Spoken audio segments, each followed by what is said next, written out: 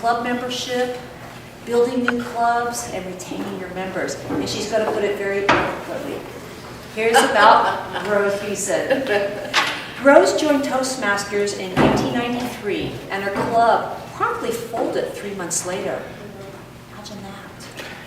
Not wanting to close down any more clubs, Rose decided to take an eight-year break, and she returned in June 2001 at the encouragement of her boss, a former Distinguished Toastmaster, DTM, and Rose rejoined.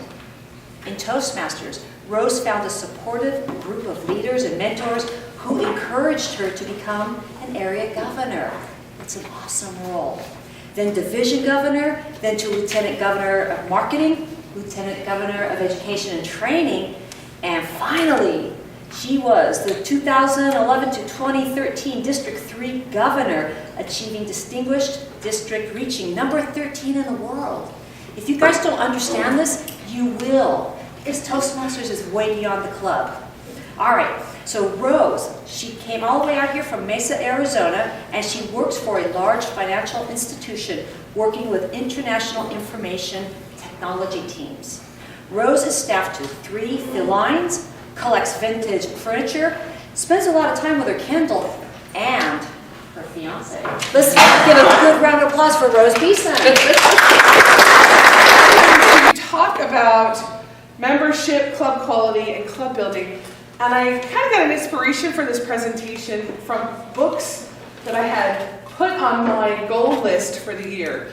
Those classic books that we maybe had to read in high school. So I thought about Great Expectations, The Heart of the Matter, and A Brave New World, which are all great classic books. And if you haven't read them, I highly recommend them. So the first thing we're going to talk about is club quality. And so we're going to start off right where the question is, what makes a quality club? It's members. The members within the club. Members of the club? Enthusiasm? Enthusiasm? Yep. Yes? Education. Education? No, dedication. Dedication.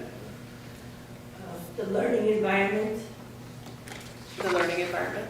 Yes? Good mentoring. Mentoring. Oh, I love mentoring. I saw 2. Yes? I was going to say, please follow the whole Toastmaster structure. Okay, following the program. Yes? Consistency of time and the location. Consistency. Awesome. Sir? Leadership. Leadership. Yep. Those are all great examples of what happens in a quality club. The presentation I'm giving today is based off of a module that many of you may be familiar with. It's called the Moments of Truth. It's free. You can download it from World Headquarters online store. Every club should give this presentation at least once a year because it really helps the club look at what they can be doing to make their clubs better, because strong clubs keep members. So quality clubs need to adopt a member service perspective. So the officers of the club itself is there to serve members. The standards of service must reflect the quality and reliability of our Toastmasters program. So we want them to focus on and use the tools and work towards the standards of what Toastmasters should be. And I highly recommend that the club have a Moments of Truth chart. It's available, again, from the Toastmasters store, that is displayed at every meeting so that the club can see how they're doing towards those quality measurements. Now, I think it was the first thing we talked about was membership, was the first example we had. Members and membership. A club needs to be constantly thinking about not only getting new members, but retaining the members they already have. So statistically, in Toastmasters, in the October dues renewals, you're going to lose about 35 to 40% of your club's members. In April, it's a little bit less. It's like 25 to 30%. Now, October, usually because what's coming up?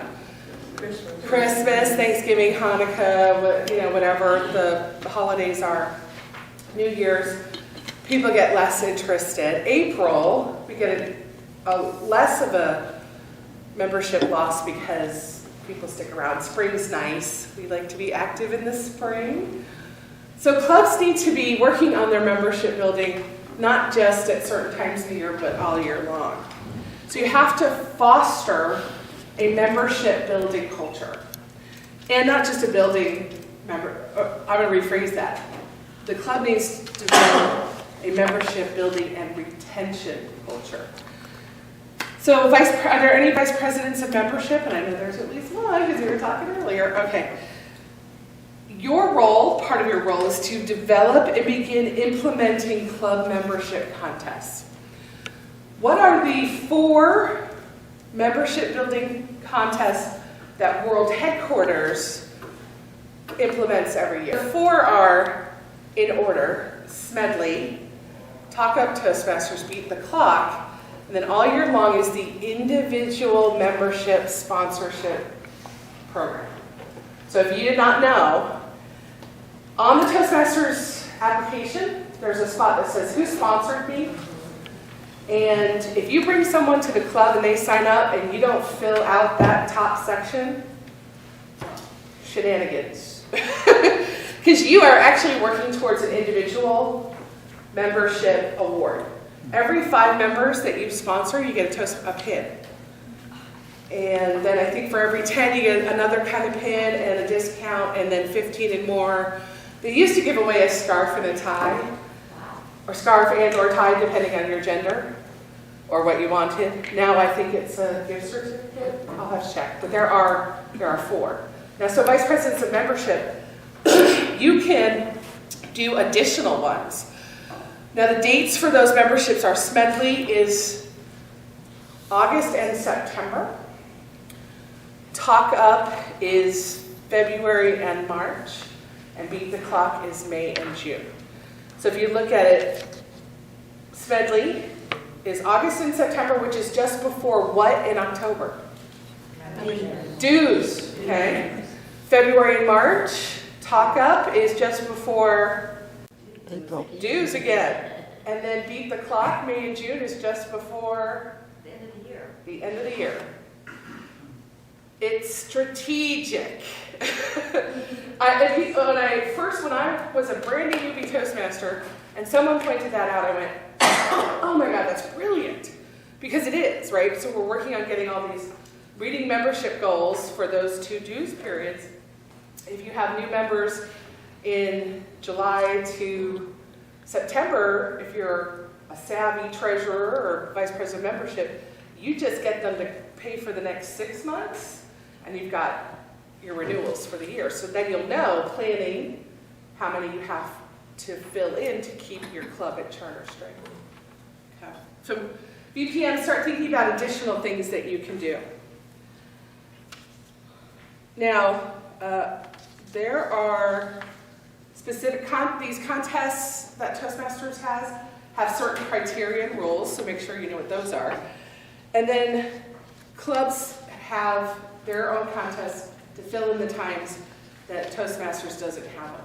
So January, a great resolutions kind of thing.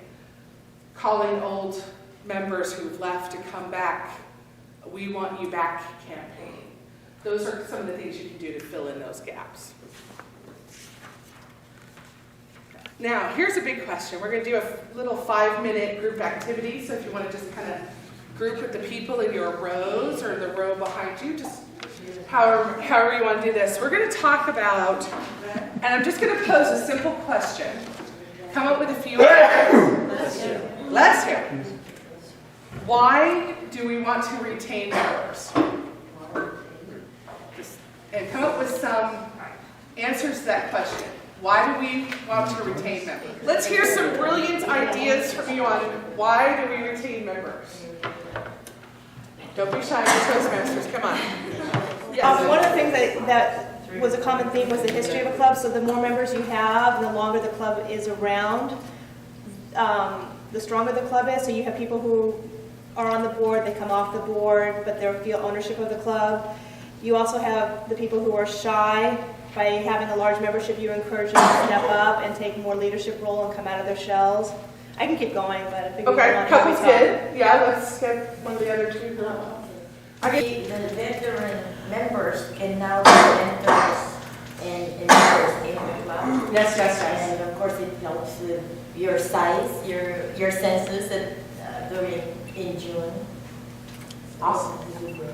Okay. You guys? Two, retention helps so that it teaches the community how to introduce themselves into new relationships, and it teaches them how to listen effectively and be flexible and open-minded, and it's an educational thing. Three, they said it's a clan versus club. So if you keep the same people all the time, there's a clan mentality, whereas if you retain them and you bring new people in, you're able to mentor and it becomes a club. And you can expand. And then fourth, I like the idea of a structure, because retaining the people over years helps me to feel confident that I can go and act like a fool in front of the people that I've known and eventually grow and change as a result. Right. Awesome. Those are all great. We touched on some of these. Provides continuity and assures strong leadership. So if you have someone who's been in the club for a year versus someone who's been in for 10 days, you're going to have a stronger leadership. And it provides a way to do orientations, right? So if you have experienced members. How many of you are in clubs that have a buddy system? Has anybody done that? So when a guest walks in, they don't just sit with 4 other guests, they sit with an experienced Toastmaster who can answer that universal question of, why do you guys clap so much? Which was one of the questions I got last week at my home club meeting. The person was like, people clap a lot. I'm like, yes, it's Clappers Anonymous as well.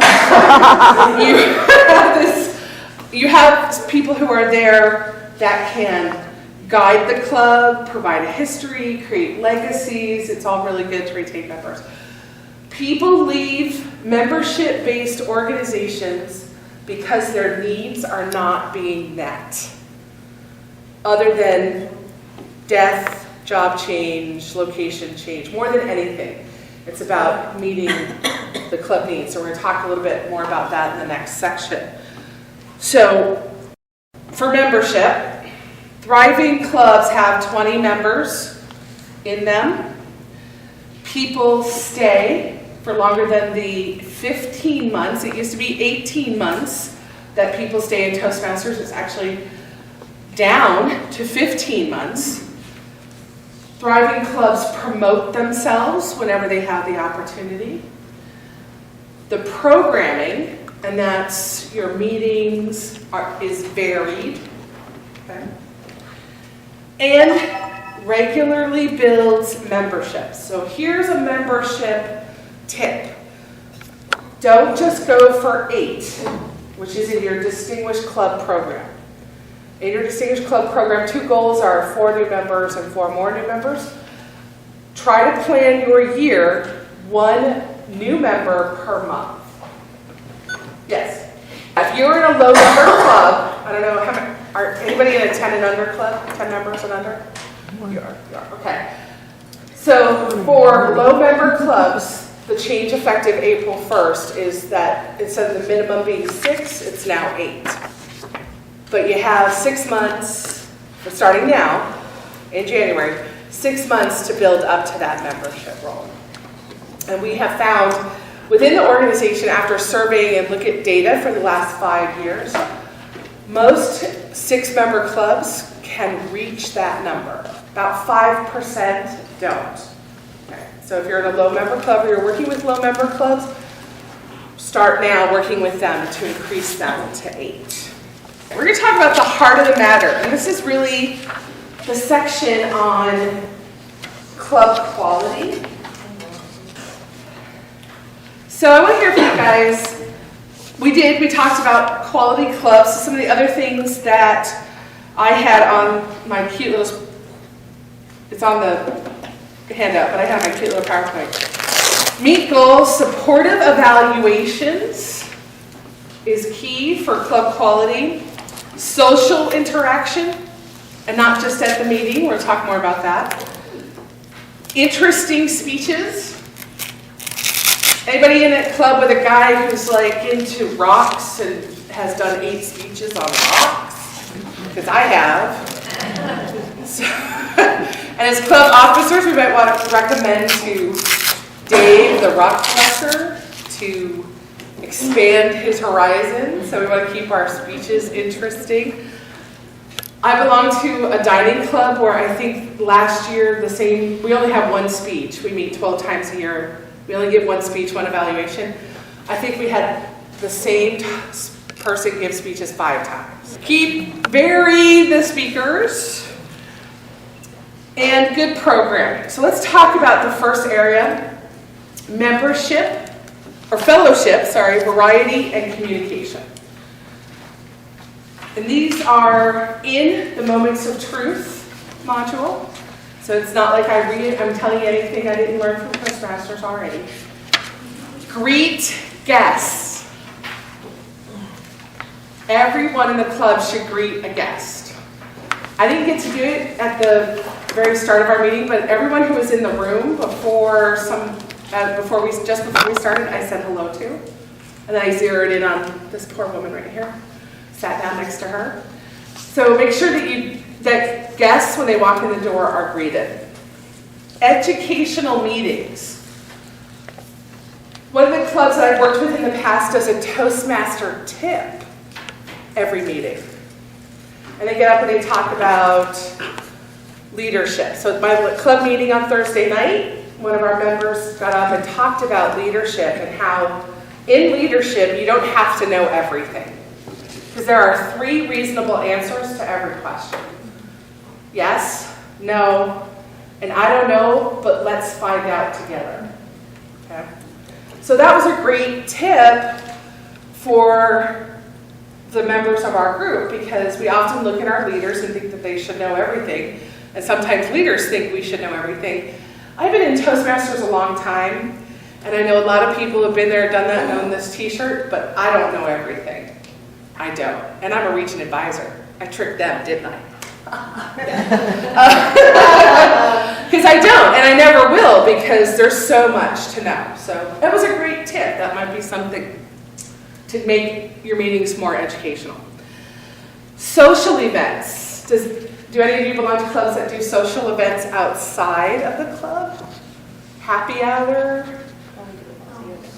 Yeah, happy hour every now and then.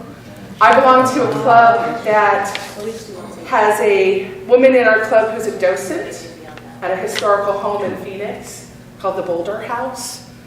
And she got us a private tour. So we all met for brunch and then took the private tour of this house, because for us to get the private tour would have cost $1,500. But because she's the docent, she got them to donate a tour for us. Yeah, what club is that? Come on over, we meet Thursday nights at a sushi restaurant. So I get the best club ever. Because I'm addicted to sushi. So social events, happy hours, Christmas party, stuff think of something. Participation outside the club, that's area contests, division events, district conference, the international convention. These are all things that you can do outside the club. And clubs that really participate in those contests and at conferences do better, have stronger, good quality clubs. The very first club I joined in Toastmasters, when I rejoined after that club, I folded. The president of the area governor and the division governor came to visit, and they talked about these things called the International Speech Contest, a conference, and TLI, Toastmasters Leadership Institute, Club Officer Training. And when she walked out the door, and he kept the meeting going after she had to leave, he said, "We don't do conference, we don't do contests, and we don't go to officer training." So I was a brand new Toastmaster, and I thought, okay, I guess we don't do those things. I'm in this club, and that's what my club does, and I'll do what they tell me to do, right? Well, I got laid off from that job, went and found another club, and I got seated next to a past district governor. He said, "I think you should go to conference." And I go, "Oh, well, my last club didn't go to conference." And she goes, "Well, that's a pity." because you need to go to conference. So because my club said we don't and didn't share the information, I didn't. But once I did, I drank the Kool-Aid and here I am. Inter-club events. Have you guys ever done inter-club events?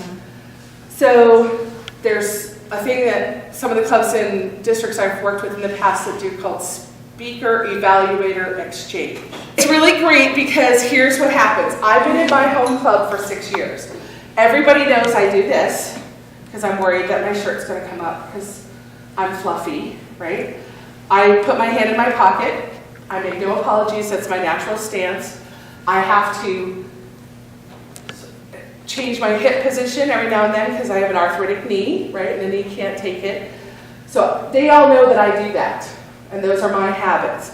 So they don't say anything to me about it. The other one is this. I love to put my hair behind my ear. If I go to another club, they've never seen me before, they're going to tell me, Rose, you put your hand in your pocket. That might be distracting. Rose, you kind of shift a little bit on your hip. Is there a reason for that, or are you just nervous? You really kind of need to stop playing with your, do you see what I'm saying? Your home club gets used to seeing you. And so they forgive you your trespasses. But when you go to another club, they don't know you. And so you will get a whole new perspective.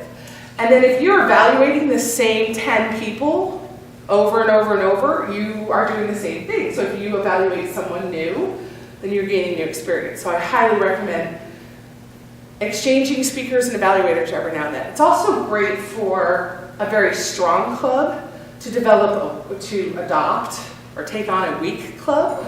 So your members go to the weak club and it shows that they've had more people involved, and when people walk in the door, prospective members, they don't see 6 people being the odd counter grammarian, speaker, and evaluator all in one night. They see a room full of excited people.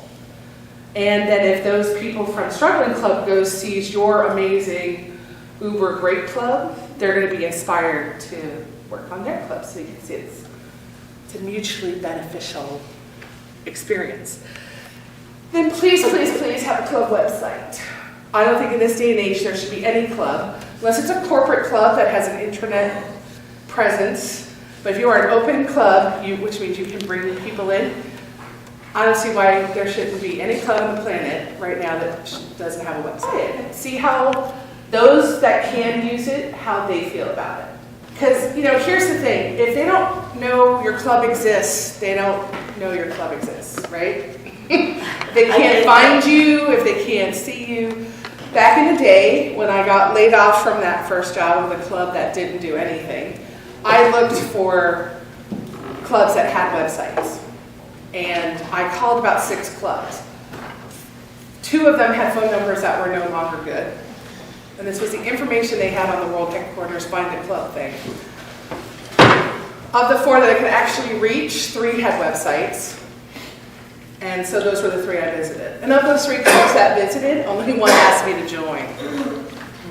So, and the reason I didn't go back to those other clubs that didn't ask me to join was, 1, I was still only a Toastmaster for a year, and I didn't know that I could ask them to join. I thought I had to wait for them to ask me, and I thought, did I smell? Was it with my hair? Was it something I did? They didn't ask me to join, so I thought, okay, they don't want me. So always, always, always invite people back and ask them to join.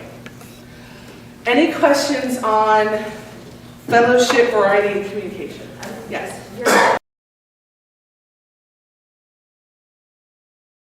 And there were no guest packets, and we had 2 guests. I was mortified, right? So I looked at the sergeant at arms and I said, so next week we will have some guest packets. And I'm the VPE again this term, because I had a need to do it again, apparently. And I said, we will have them. And he's like, yeah? I'm like, we will have guest packets. Because here I am trying to sell this program. I can't even give them a brochure.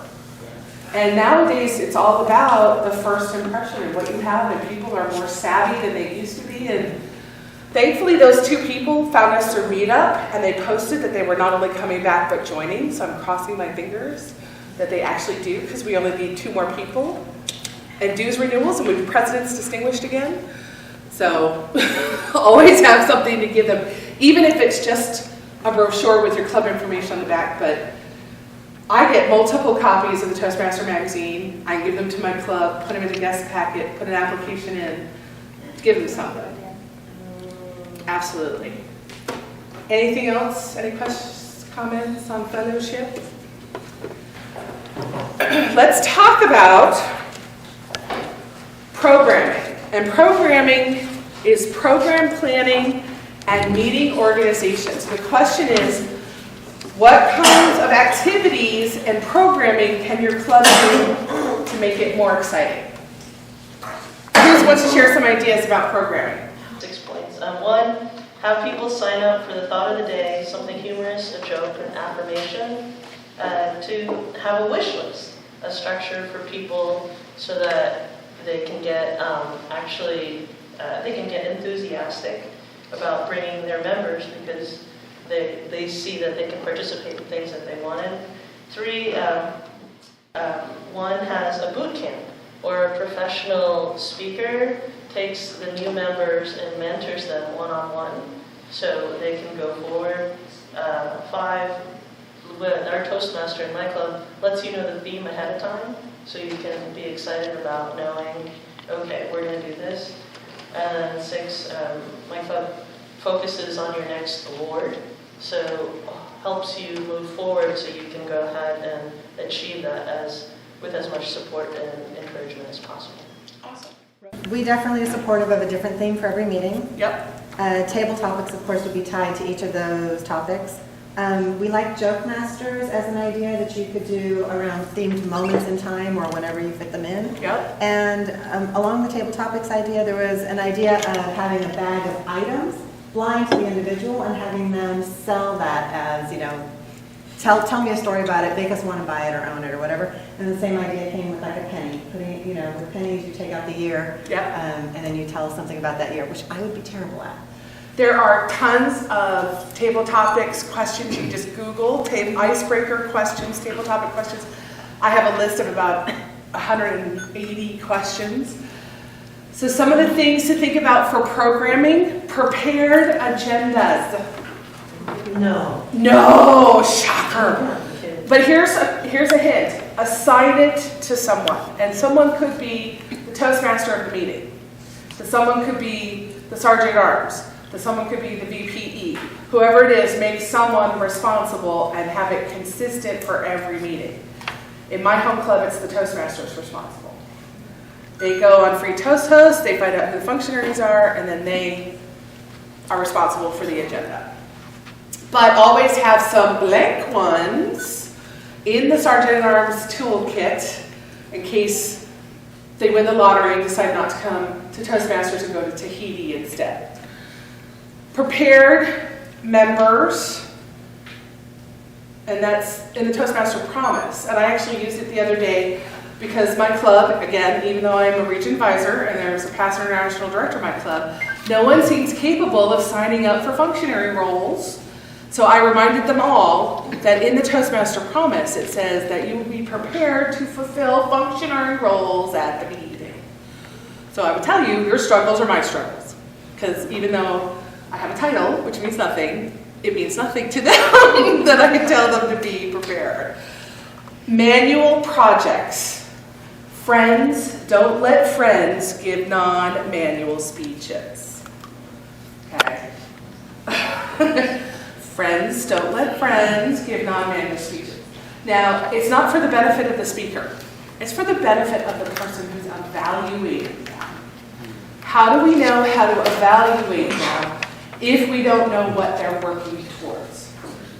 There's a club that I've worked with in the past that is notorious for doing non-manual speeches. And every time I go to that club to visit them, because I'm often asked to come and visit, I get my knickers in a wad, and I take the president's side and go, stop with the non-manual speeches. But these are people who've been in Toastmasters 35 years, and they pat me on the head and go, oh, no, good little Toastmaster leader.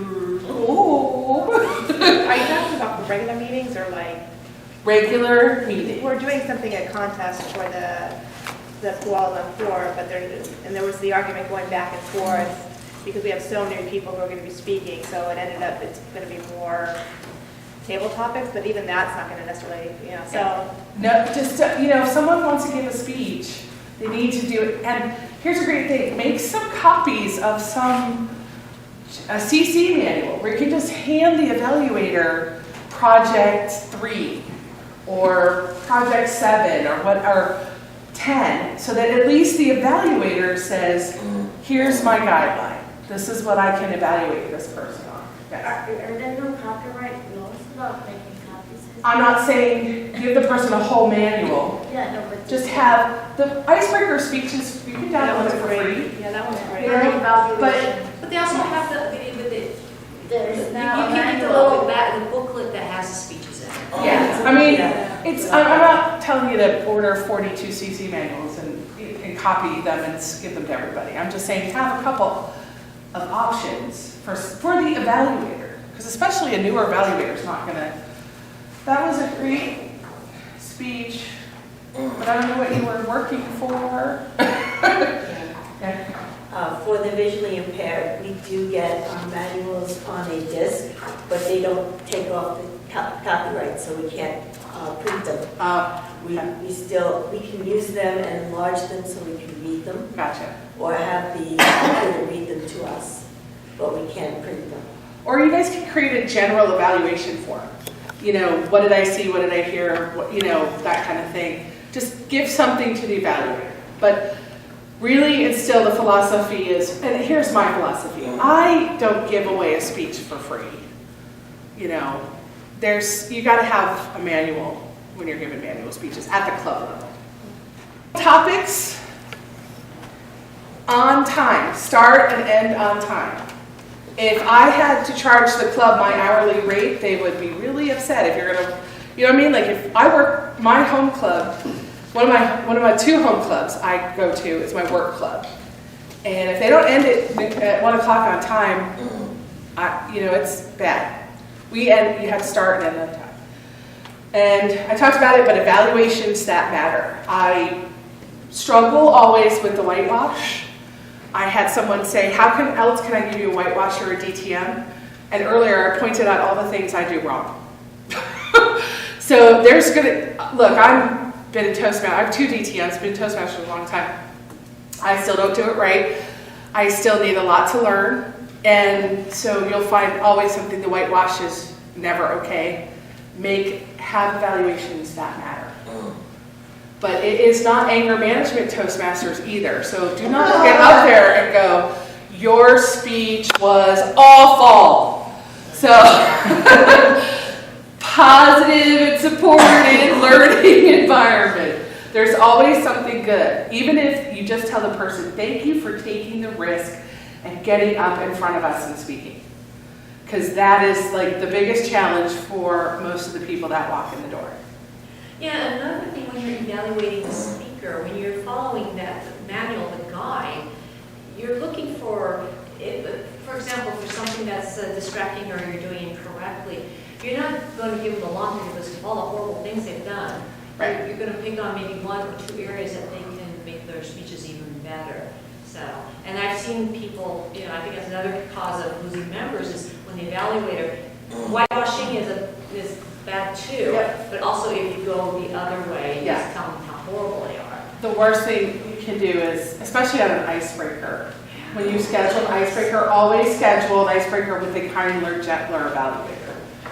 Right, and sometimes I will admit, I have a problem toning it down because I've been around a long time and I can, with practice, I see instantly like, all right, so what I use is 3 things I liked and 3 things I recommend you try for the next time. And the reason why I say try is because they don't have to do anything I told them to do, and it's gentler. It's try not putting your hand in your pocket. I did it for 43 years. I'm still doing it now. It's my comfort zone, and that's okay for some people. Darren LaCroix won the world championship of public speaking with a hand in his pocket. So I have justification for putting a hand in the pocket. So whatever it is, just remember that icebreaker person is just dying. We're just gonna put our pockets on that side. Really? Well, the only reason why I'm not doing it on this side is because I got the thing on my wrist, but I saw a hand here, yes, and a hand there. I was just going to say, I think it kind of did, but I was going to say, there's actually in the, or at least there was, when I joined Toastmasters, those smaller manuals, it actually tells and suggests exactly how to evaluate. And something I've observed, and I've been a member of various clubs and visited several, and I've noticed with all the evaluators so far that I've observed, none of them seem to have even read that. Yeah, I don't think it comes with the new member kit anymore, so I think you have to download it, right? But it's good to have in your toolkit at the club to give to new members. And also, I have another thought before I go to you. A Toastmaster wears many hats. That brochure is also very good to have in your SAA toolkit. Yes, sir. Thank you for waiting. One of the things I've seen, maybe it's just me, but I disagree with. A speaker is doing a project speech, then the evaluation from the speech evaluator should focus on the criteria for that project.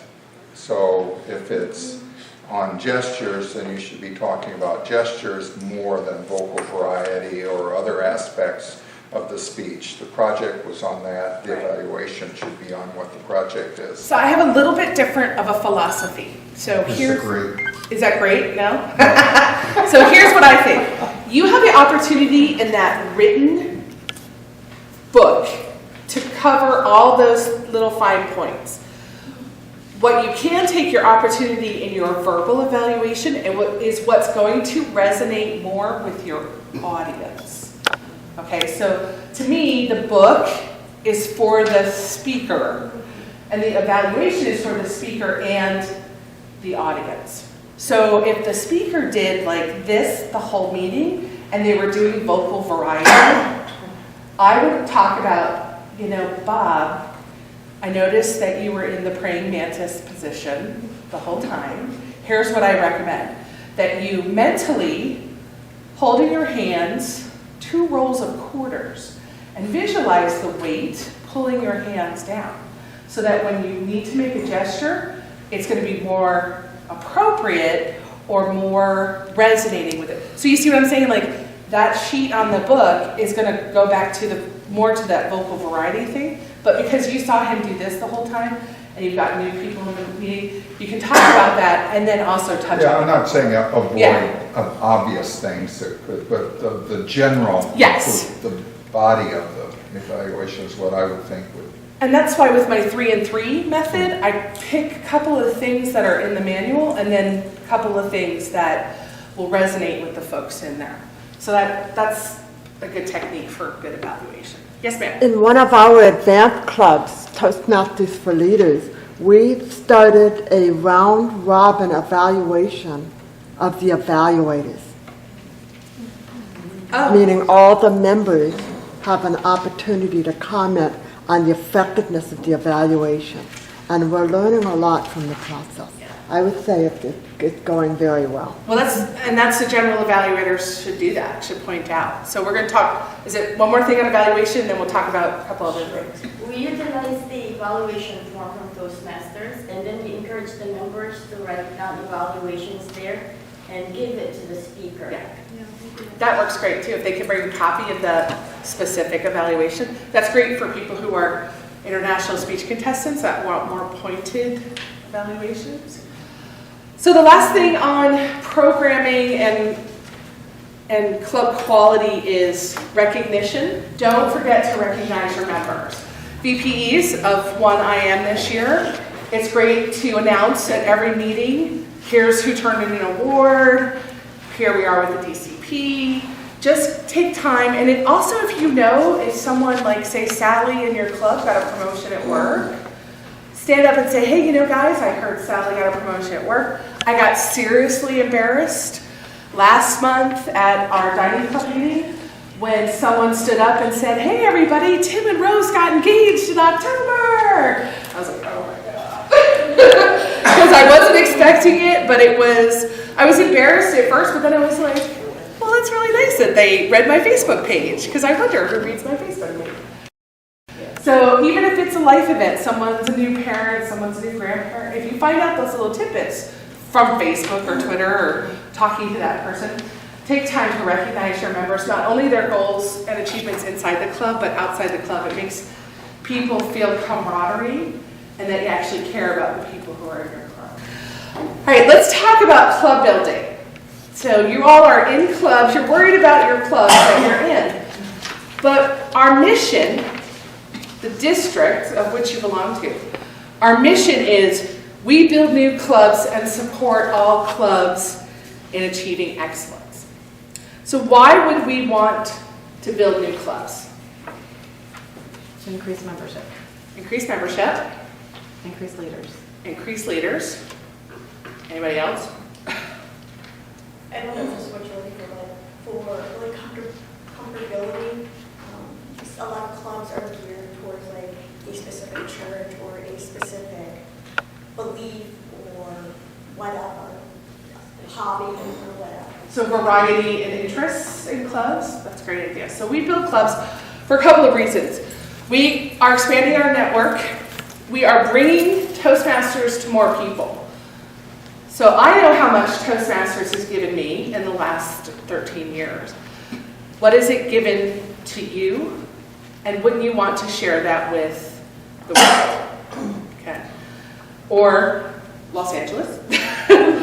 We create leadership roles. If you are working towards becoming a DTM, and I hope all of you are, if our newer members, that's Distinguished Toastmaster, at some point you will need to be a sponsor or mentor of a club. If you do it now, it still counts 8 years from now when you turn in the paperwork, or 4 years from now, or however long your path is to Distinguished Toastmaster. For my Roy, it was 27 years. But however long, you're going to have to do some of these things. So, and the biggest thing is it's our mission. And one of the things about being a member of Toastmasters is it is a rarity to be a charter member. Most of the clubs that we join, most members join, are established clubs. So when you start a new32 you can create a legacy. So here's a perfect example.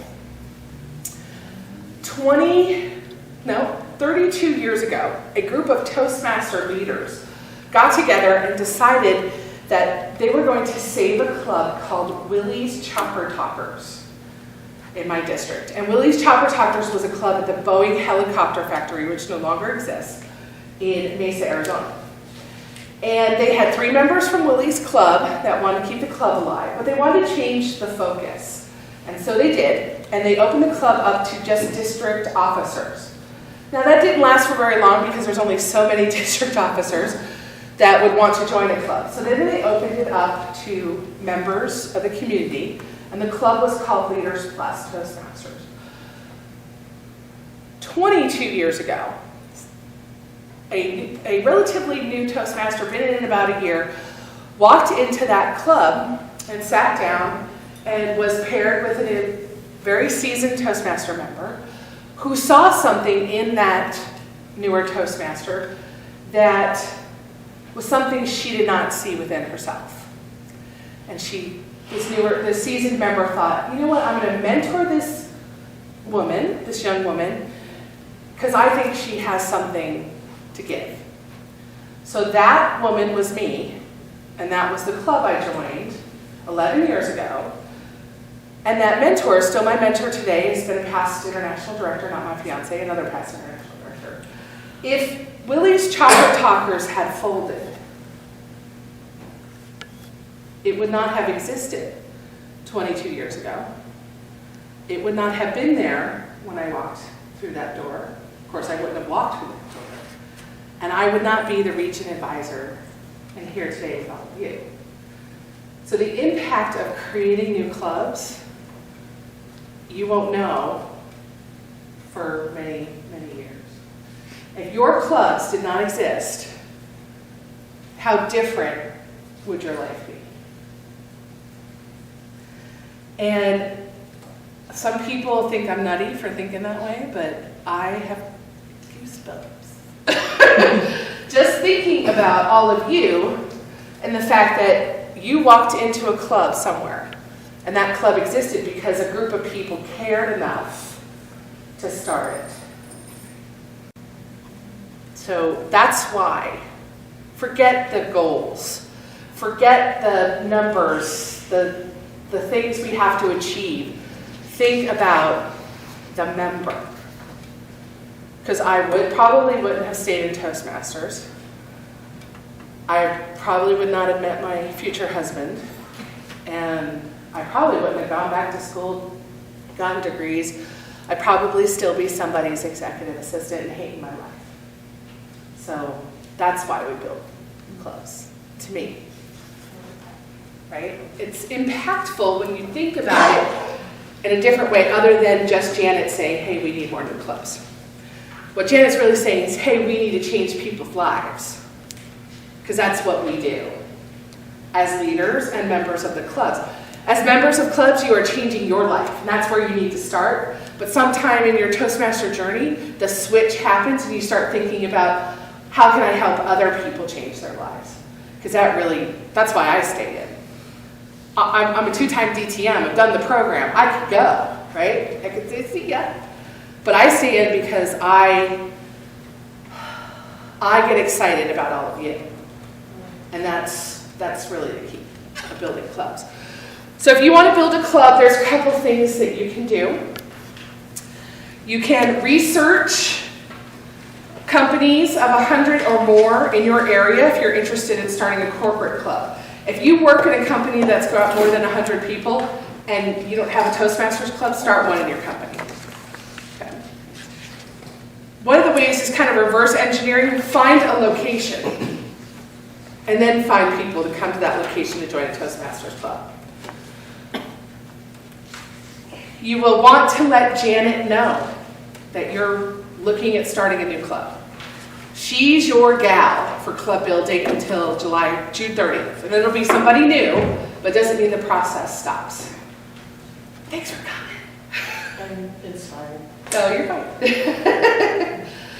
And keep in touch with Janet and let her know what's going on. And because she's got people that will help you do this. And get your suit cleaned. Because if you're going to go talk to management, you need to look like management, you need to be well-dressed and well-prepared. So once you have this lead, tell Janet. She may want to go with you to talk to someone.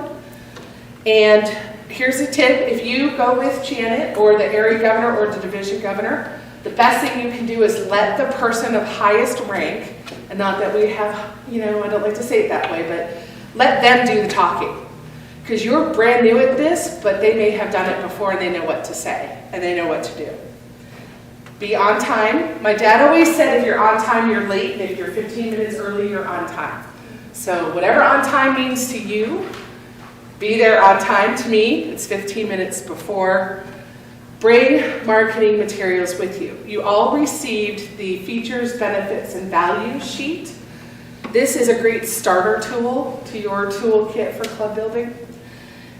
And ask if you can follow up with them. Always leave with at least, can I follow up with you in a couple of days? Now, there's some great ideas for club building outside of corporations and community clubs. There are things called advanced clubs. Let's say you like wine and you want to start a wine tasting club where you meet at different wine studios or whatever you want to call them, but you have a speaker and evaluator. There's things that you have to do in Toastmasters to be a club. You have to meet 12 times a year and you have to have at least one speech and one evaluation. Everything else is fluff.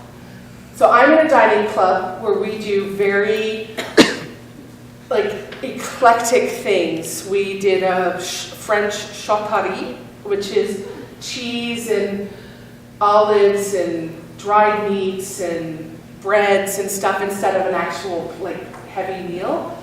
And we did that at someone's home. And then next month we went and had Brazilian food at the Brazilian restaurant because they have a back room. So you can create a wine club that goes and tastes wine once a month on the first Friday of every month. You could start dining clubs. We have a couple of comedy clubs. I think you guys got a couple of those here as well. If you have a specific interest and you know 20 people who also have that specific interest, but don't be so specialized that no one will ever join, because you want to make it interesting to them.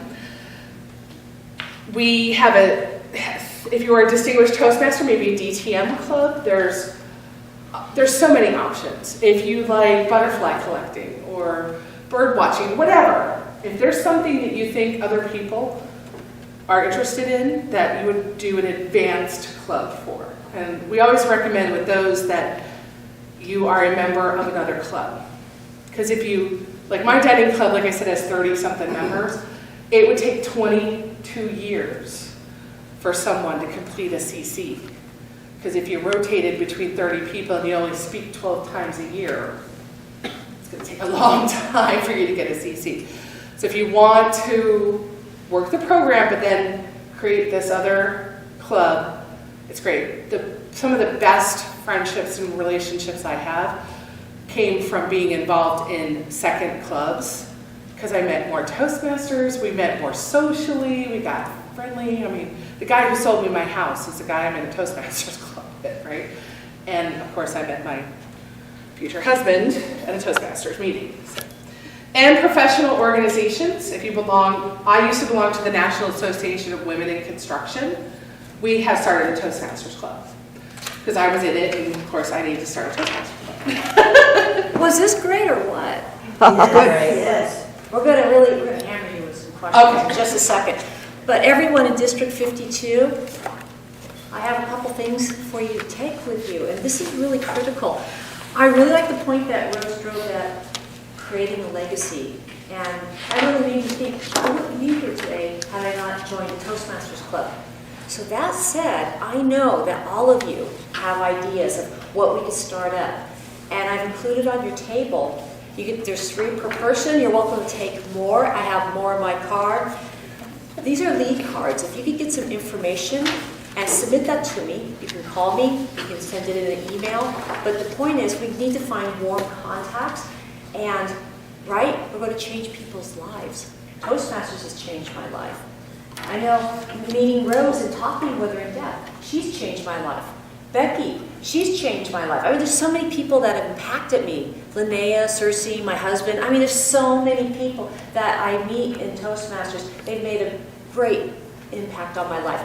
So yes, let's work together and see how else we can help people in our community in District 52. The next card I have, this is your membership card. This is to get new people to join your club. So what you do is you're going to put a label here of your club information. You can pass these out to potential members. You can even put them up at local Starbucks or Coffee Bean, different locations, and they'll know what your club is and when you guys meet. So I have more cards as well, and seriously, take them, pass them out, use them at your clubs. So that's my spiel, and I'm going to turn it back over to Rose. Thank you, Madam. Thank you. Are there any questions that I can answer for you? I'm going to ask a general question. This is not so much with membership, but getting people to fill in their roles at meetings. I was taught as Vice President of Education, you fill in the roles at least 3 weeks in advance. However, just talking with different members, they have a hard time getting the people to even show up, and they're not taking responsibility to replace their assigned roles. So I was confirm the roles. Yeah. So I was wondering if you had any thoughts on that. I think it depends. Okay. So I have belonged to clubs where you got told what you were doing, and you did it, right? And then I belong to clubs like, I'm the VP for a club that they don't want me to tell them what to do. I'd like to tell them what to do. But they want to hand out a sign-up sheet, come back to me, plug people in, and then I get to hound them for however long it takes. So it really is just, there's, other than either bribery or a small bat, there's no trick to getting them to sign up. You really just, what we have to do as leaders is just constantly tell them about the benefit and value of being prepared ahead of time, of taking on roles, of thinking about their goals and how they get there. If you're working on a CO manual, hopefully they know that they need a general evaluator for one to finish one, a speaker for another, an on-counter for this, and they're thinking and planning ahead, but not everybody does. To your comment, because we were talking about this, we've tried to set up a mentorship program, and one of the things, Don's our BTM, that we're looking at doing is to make it more robust, is if the mentors see that their person is up on the agenda for a role, that the mentor should reach out and explain to them what the role is. So that way, on top of the BPE and maybe the Toastmaster, someone else outside of that circle is also stepping in and talking to them. So we're going to try that and see if it works, because probably because I'm a control freak in BPE, I've kind of taken on assigning the roles, talking to the people, because a lot of times you end up at a meeting where half the people don't show up and you're scrambling at the last minute to fill in roles, which I didn't like. So I'm hoping that might work. So I don't know if that works for anyone else, but Yeah, you just got to find what works best, and then cookies and brownies. It's the brownie lady. Is there a size that's too big for it to be effective? Well, I never want to tell a club stop at a certain number, but I have talked to world headquarters at 60 tends to be the threshold of pain. And here's why, especially if you're only meeting for an hour, that means you're only getting in 2 speeches, maybe 3 if you cut table topics. And so if you meet once a week, it's still not enough time for people to talk more than once or twice a year. And that seems to be too slow for some folks. When I was district governor, we chartered a club with 60. I asked the club to split to 2 because I could have used another club, but they didn't want to. And that club has struggled with getting educational awards. So 50 to 60 is a struggle, because not for functionaries, but then people are, knocking each other out in the parking lot to get a speaking spot. That's why 20, I think a healthy club is 30. Yeah. 30, 20 is the minimum, I would say. 30 is like the magic number. And then after 40, you're really pushing. But world headquarters says 60. But you're talking about 30 people who are dedicated, who will show up, who will schedule speeches. Because that's the thing, we have basically 35. I'm lucky if I have 20 who are, scheduling, also just people's fears of actually committing. So that's like our struggle is finding that core. Yeah, and some will, some won't, so Yeah. what? You got enough people that you're okay. 20, you struggle with getting 12 to 13, No, right? yeah. So you had a question. I liked your comment earlier about partnering with another club in your area that's close by. Yeah. And I'm wondering whether Toastmasters might do something to promote that a little bit more. Actually, we are promoting it in District 52. If you're coming to you'll probably hear about it at LACE, and Joe has sent it out in the emails. We have we're calling it Sister Club Program, where you work with another club, you team up together. We also have Adopt a Club program, which is very similar. And also we're starting up the dynamic duos, and this is assigned by Joe, that we have a speaker and the evaluator team, that they go out to this probably doesn't apply to you, but to the smaller clubs. And so it's for the people that are not getting enough exposure, they can find out what they could do to be a better speaker and also get better evaluations, and then also encourage them to either, join up the sister club. I'm part of a club that's a pretty small club too. Yeah. So in the sister club, it's a big club that's extremely successful, and usually gets president distinguished. Decides it adopts in a way a very small club, and helps them build the membership by coming, visiting, and helping them grow. Well, it even helps the larger club, because if you can't get all your speeches in at your own club, you've got a smaller club that you can always go over and do speeches at the local. Yep, absolutely. So I have 2 hands. You were both competing, yours and yours.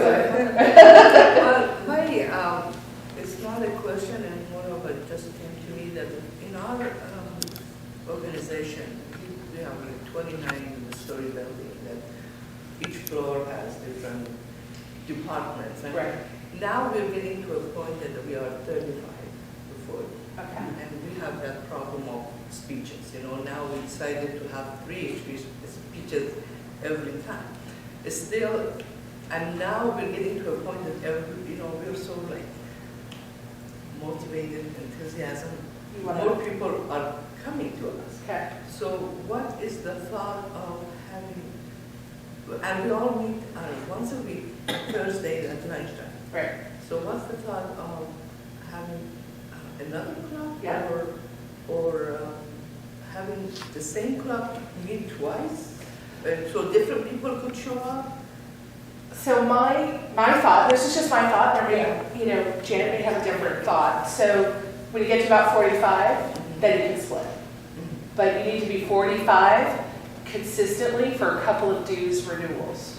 Okay? So if you were at 40 to 45 in October, and you're 40 to 45 in April, then I would talk about it. Because then that means you've got enough that you're consistently that size, right?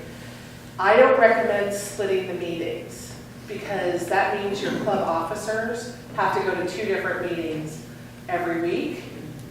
If you split, or you form a second club, because you're not splitting, you're forming a second club, then you will have another set of officers. And what you can do is allow people to attend either one. That's something you can work out between the 2 clubs, but you have to belong to one, pay dues to one, so that the officers aren't overloaded. Now, again, you want to make sure that you're consistent, because I've seen clubs split, and we got to 40, let's split, and then one of the 2 will die within a year, because the consistency hasn't been proven. So if you do it over a couple of times. And one of the great things about splitting is you would want to charter as an advanced club, so that you don't have to get 17 brand new members. So to charter a club, you need 17 brand new people. 3 people can be people who are already Toastmasters. So you would do it as an advanced club, and then later on change it to an open club so that people could join. And Janet can go through all of that with you, the mega details, but that's my philosophy. I've seen it work, as long as you consistently have that 40. Yeah, I'd like to add something.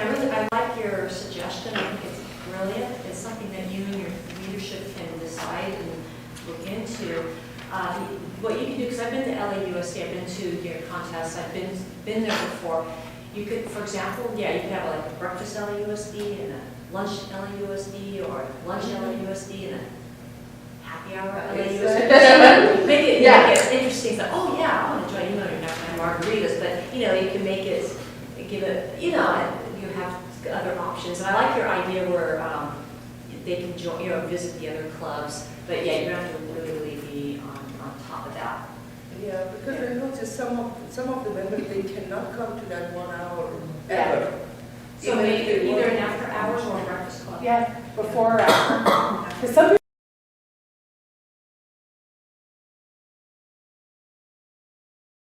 you can, as a member, attend a LACE or TLI officer training in another district. Right. What has to happen is that Lieutenant Governor of Education training in district, let's say you go to District 1 for your training and you're an officer in District 52, that LGET needs to communicate that to the other LGET. So then how do you get that one? Because that's kind of the hard part, because I tried doing that and, it was a nightmare. What you can do is you can contact us. You can contact Tamara Takahashi, or me, or both, and we'll get the clarification from district. Say, hey, I went to someone there. Yeah. It was no problem. You absolutely can go anywhere in the world. Right. With the other district. We have a lot of snowbirds in Arizona, Right. so they belong to clubs where they live, like in Michigan, Right. and they know they're going to be the club officer in, whatever time frame it is, or they're visiting their kids in Arizona, and this is the most convenient time. And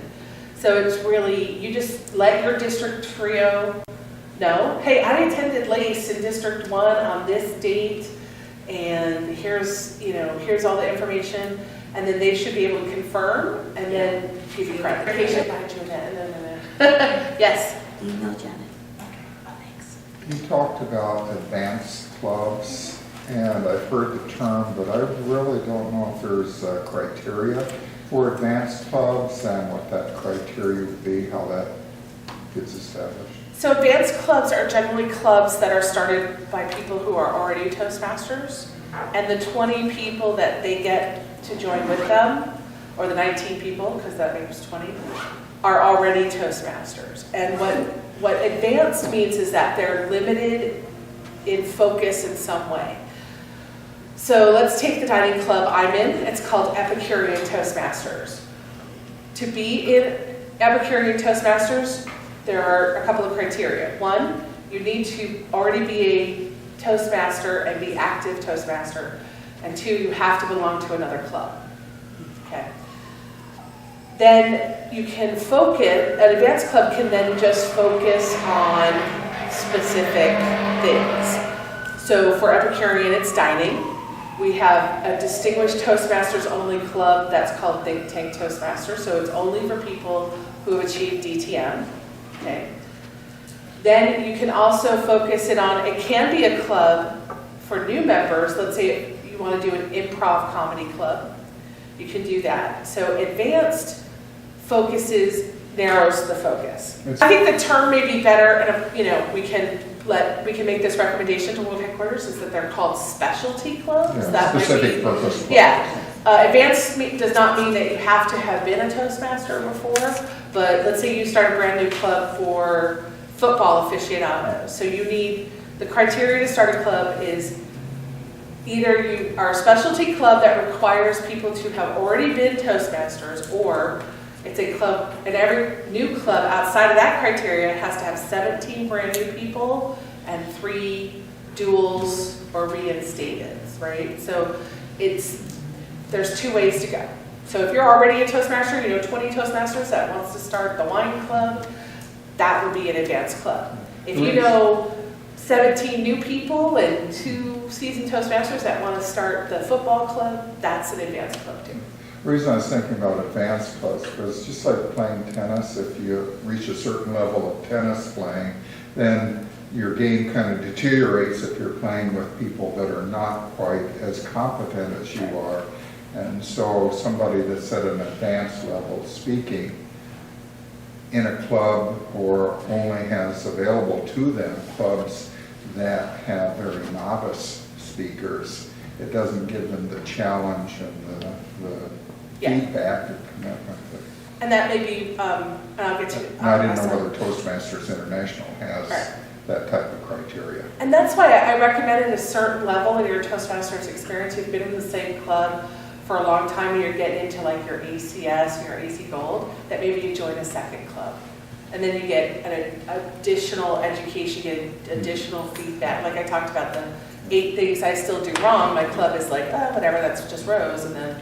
But that second club could be at the same level as the other club you're a member in. That doesn't really help much. Or you can find one of those Uber clubs with crazy Uber Toastmasters in it. Yeah. Or start a club. Yeah, that's really what I was looking at. Does Toastmasters International have a higher level type We of don't club? rank the clubs. You don't categorize. No, other than the DCP. Unless it's specifically part of their charter. Yeah, I think I was the LGT, or maybe the district governor. There was a guy that moved from another district, and he called me and said, I only want to know which clubs were President's Distinguished, because those are the only clubs I'm going to go visit. Because he figured in his head that those would be the clubs that would be that much at a higher level. At least at a higher level. Had a commitment to the program. So, you had a comment, Christian? Toastmasters International does have a way to look for advanced clubs. When you go find a club on Toastmasters International, there is a checkbox that says advanced or clubs with criteria. Yeah. And it will then list all the clubs in your geographical area that you specify that have that criteria. And that criteria could also be closed to the general public. Could be. Yeah. So, but a lot of the advanced clubs do have it. advanced in the title. Advanced of LA, Toastmasters for Leaders, Advanced Club. There's and they are they advanced versus special? Yeah, the advanced clubs. The ones in District 52 that I know of that say advanced are not specialty clubs, they are advanced clubs. yeah.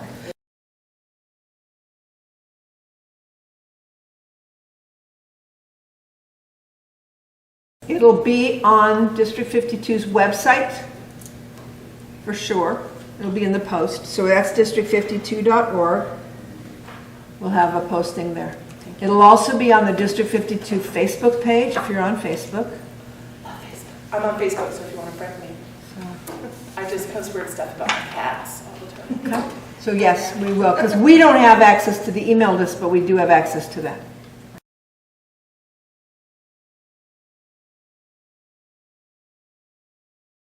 So yeah, you do have to pay dues in each one and club dues.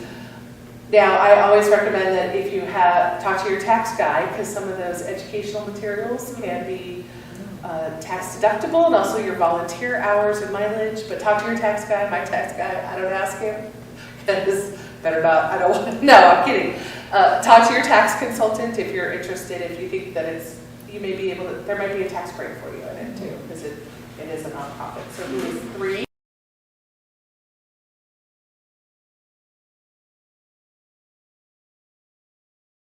Yeah. It is the club that is the qualifying arm to become a member of the District Speakers Bureau. The criteria for joining that club currently is you have to have a CC and be a member of another club. We're voting next week on eliminating the requirement to belong to another club. We're not encouraging people to skip another club. We think it's important to belong to a club that does table topics and is more of a routine format. But once you join Golden Gavel and you have your CC and you join Golden Gavel, you give 2 20-minute presentations. You have to pass the demo 20-minute presentation with a score of 90%. Our standards are really high. And once you pass that, you do a second speech and pass that at 90%. They can be the same speech, they can be different speeches. The only thing that happens when you do a 5 to 7 in 20 minutes is you go overtime.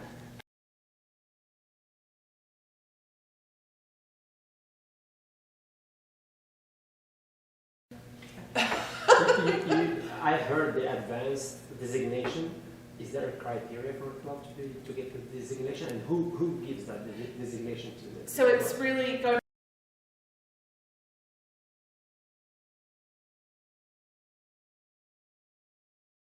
The best people to call is new clubs at World Headquarters. They will tell you one of 2 things. Rose is a nut job, and she told you absolutely everything is wrong. Everything she told you was wrong. Or 2, this is what you can and cannot do. This is how you would start your club. I think part of the question It's is written that inside your bylaws and constitution. Yeah. So you need to go, if you want to change your change your regular club into an advanced one, you need to go into the laws. If you're an officer, you can get in there, and there's a little box that you can check off. There's a list of what kind of club you want to be. It says you're a regular club, or a closed club, or if you're an advanced club. So if you check off the advanced club, then you have to give information on why it's advanced club. That's where it's right there. Yeah. And that's where it's not that you have to contact Toastmasters about it. Well, that's if you're an existing club. If you're forming a club, I think that's. But it's written inside there. If you're also when you're just chartering, you have to have it written inside that. What you don't know is Lieutenant Governor of Marketing. Yeah, My sorry, job is acronym. to help create new clubs, help people better their lives. Don't run yet, just hold 1 second. And help you have a better and more successful life via Toastmasters. All right, this is critical. I have a lovely certificate worth framing for our special and wonderful host, Rose Beeson. Thank you so much. And then I also have a little small but humble gift. Oh, thank you. All right, you guys, I had a great time. I hope you had a great time too. If you have any feedback, any questions, please let me know. I am a Toastmaster. I need to stop putting my hand in my pocket, all that stuff. But I confessed up front, so that's okay. You all are amazing. Thank you again for giving up time on your Saturday.